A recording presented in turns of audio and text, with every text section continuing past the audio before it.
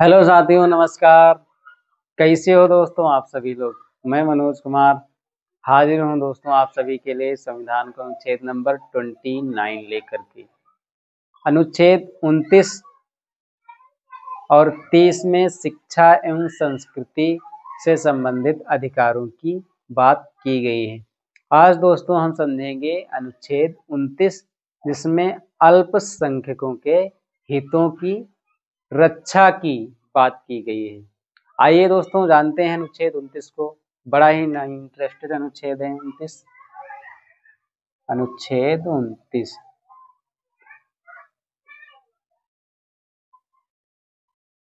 अनुच्छेद 29 में बताया गया है कि अल्पसंख्यकों के हितों की रक्षा की जाएगी। सबसे पहले दोस्तों हम जानेंगे ये कि अल्पसंख्यक होते क्या हैं।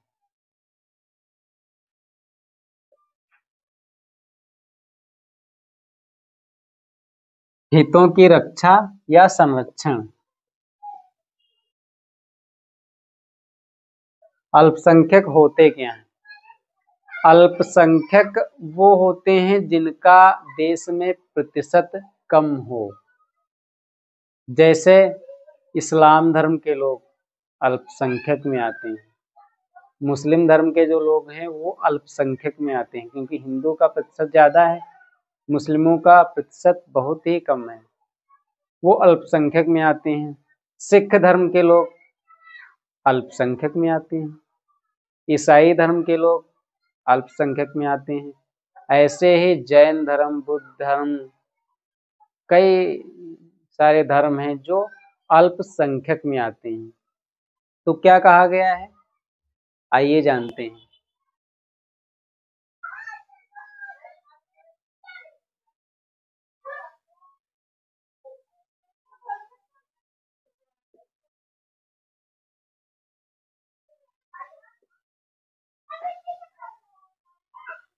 अल्पसंख्यकों को अल्पसंख्यकों को अल्पसंख्यकों को अपनी संस्कृति एवं शिक्षा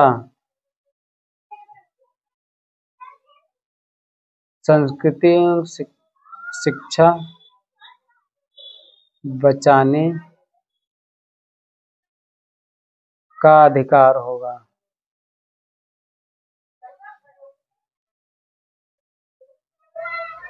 इसका क्या मतलब हुआ? जैसे मान लीजिए मुस्लिम धर्म के लोग हैं, वो अपने धर्म के बारे में पढ़ना चाहते हैं और वो उर्दू भाषा में पढ़ना चाहते हैं। तो सरकार ने क्या किया, मदरसे की व्यवस्था की। मदरसा इलीगल नहीं है दोस्तों। हमें इस बात का संविधान में प्रावधान किया गया है कि मदरसा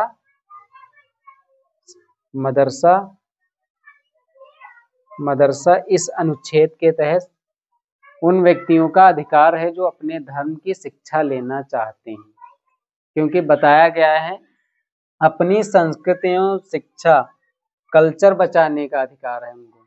जैसे जो इस्लाम धर्म के लोग हैं वो उर्दू जानना चाहते हैं, अपने धर्म के बारे में जानना चाहते हैं। ज़्यादातर बातें उनको उर्दू में ही मिलेंगी अपने धर्म की। जैसे हिंदू धर्म में दोस्तों ज़्यादातर धार्मिक बातें आपको संस्कृत में मिलेंगी, क्योंकि वेद और पुराण ये सब संस्कृत में लिखे गए हैं। तो हिंदुओं को भी ये अधिकार है कि वो अपने कल्चर को जाने, और उसके लिए जैसे आपने देखा होगा कि संस्कृत कॉलेज की व्यवस्था की गई है। संस्कृत कॉलेज जैसे संपूर्णानंद संस्कृत विश्वविद्यालय पूरी यूनिवर्सिटी है, वहाँ बहुत सारे लोग रहते हैं जो अपने धर्म की शिक्षा लेते हैं। गुरुकुल भी देखा होगा, जहाँ पर धार्मिक शिक्षा दी जाती है। लोग एकदम गमछा उमछा और वो लुंगी पहन के रहते हैं। बड़ी चोटी रखते हैं, बाल सर पे होते नहीं। तो वो क्या है, कल्चर बचाने का उनको अधिकार है। अपने कल्चर में वो शिक्षा लेना चाहते हैं तो उनकी शिक्षा लेने से वंचित उन्हें नहीं किया जाएगा, उनको ये अधिकार है। इसका अगला पॉइंट है दोस्तों,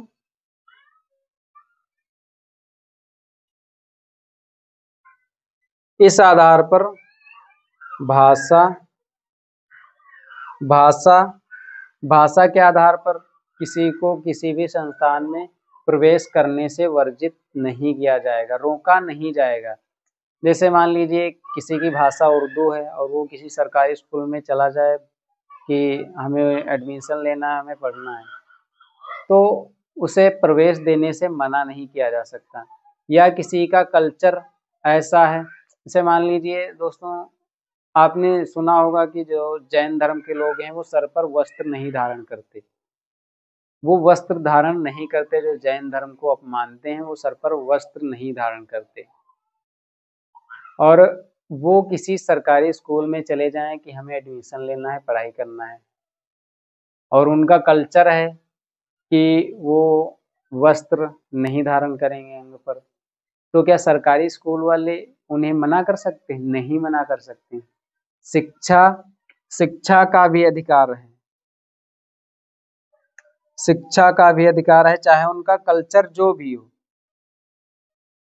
कल्चर चाहे जो भी हो, कल्चर चाहे जो भी हो, उनको उनके कल्चर में शिक्षा का अधिकार है। मान लीजिए अगर उसको उसके कल्चर के अनुसार किसी सरकारी कॉलेज में नहीं एजुकेशन मिल पा रही, तो उसके लिए मदरसा है।